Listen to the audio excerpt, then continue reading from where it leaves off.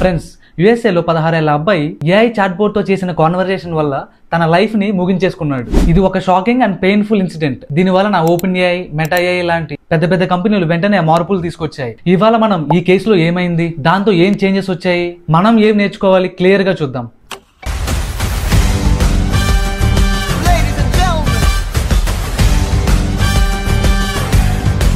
కాలిఫోర్నియాలో Adam rain అనే 16 ఏళ్ల అబ్బాయి చాట్‌జిపిటితో కాన్వర్సేషన్స్ చేశాడు. కొన్ని డిస్ట్రెస్ సిచ్యువేషన్స్ లో తనకి కావాల్సిన సపోర్ట్ ఏఐ నుంచి అయితే రాలేదు. సో అది తన మరణానికి దారితీసింది. తర్వాత వాళ్ళ పేరెంట్స్ ఏం చెప్తున్నారంటే ఈ చాట్ బోర్డ్ సరైన గైడెన్స్ ఇవ్వకపోవడం వల్లే తను ఆ డెసిజన్ తీసుకోవడానికి కారణం అని చెప్పేసి చెప్తున్నారు. I'm so worried about people forgetting him because he is so young. So I hope everyone will remember.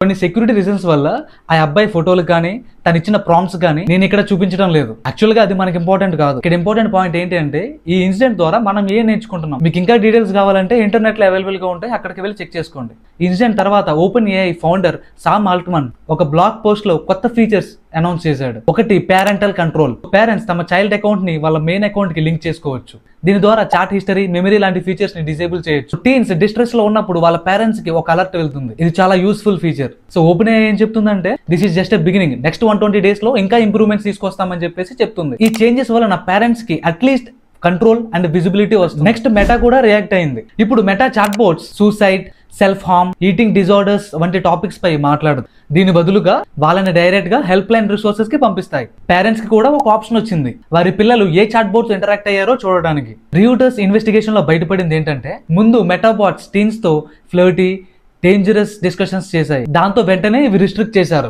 దీనికి మెటా ఏం చెప్తుంది అంటే we want teens to have safe, age appropriate AI experiences. So friends, ఈ మొత్తం story మనకు ఒక lesson అయితే చెప్తుంది. ఏఐ మన జీవితంలో రోజు రోజుకి పెద్ద రోల్ ప్లే చేస్తుంది. కానీ ఫస్ట్ మన సేఫ్టీ, తర్వాత technology. Open AI parental control feature ఒక పాజిటివ్ స్టెప్. మెటా రిస్ట్రిక్షన్స్ కూడా అవసరం, కానీ నిజంగా యూత్ ప్రొటెక్ట్ అవ్వాలంటే ఇంకా సేఫ్ గార్డ్స్ అవసరం.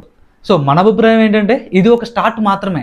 ఏ కంపెనీస్ చాలా ఫాస్ట్ గా గ్రో అవుతున్నాయి, కానీ సేఫ్టీ మరియు మెంటల్ హెల్త్ ప్రొటెక్షన్స్ ఇంకా స్ట్రాంగర్ కావాలి. సో మీరేమనుకుంటున్నారు? ఈ కొత్త చేంజెస్ నిజంగా యూస్ఫుల్ అవుతాయా, లేక కంపెనీస్ తమ ఇమేజ్ సేవ్ చేసుకోవడానికి చేస్తున్నాయా? మీ థాట్స్ కామెంట్ లో రాయండి.